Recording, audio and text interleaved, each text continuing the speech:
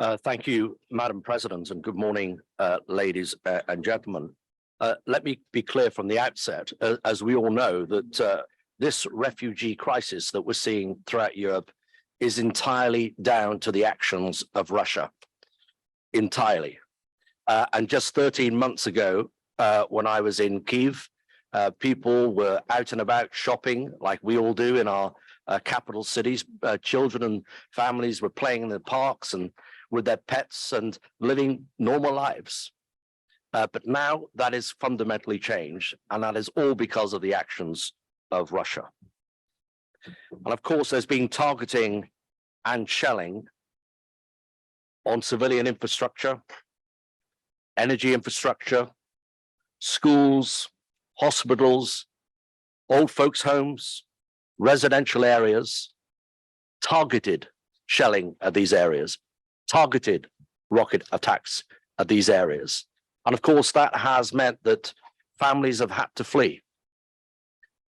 Families have been divided as their loved ones, both men and women, go to the front line to defend their borders, their country, their freedoms, and our freedoms.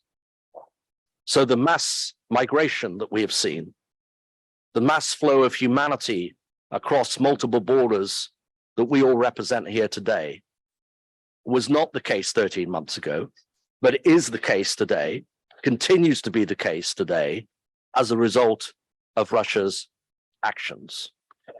And this refugee crisis can end today, tomorrow, if Russia ends their illegal and brutal war against Ukraine. The destiny of so many people that we represent as parliamentarians, that we host in our own countries from Ukraine, is very much in the hands of the Russians. But we should be clear, and I think we have been as an assembly, that all of us stand united in ensuring that we will continue to host refugees from Ukraine for as long as it takes. We will continue to stand with Ukraine, not only in words, but in actions, for as long as it takes. And there is no weakening of our resolve as an assembly, as a united Europe, as NATO, and friends and allies and like-minded countries.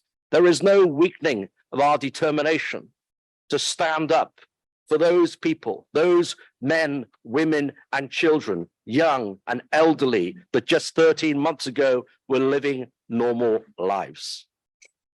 This assembly has and will continue to play a part. And I'm grateful for the work of the Secretariat and all of my staff on the Migration Committee. We've seen the human face of the tragedy, a tragedy caused by Russia.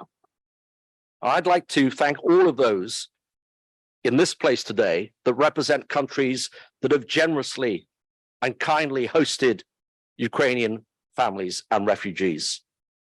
And I can't name everybody, but I would like to call out positively Poland and the Czech Republic and Moldova.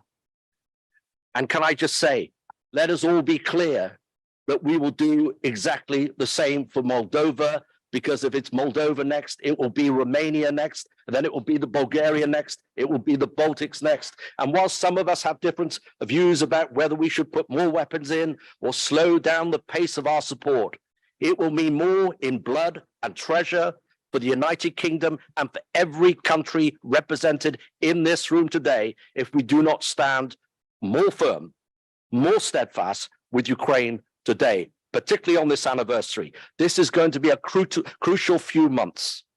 And we all have decisions. Many chairs of Foreign Affairs Committee are sat in front of me. Many chairs of defense committees are sat in front of me. Many senior parliamentarians are sat in front of me.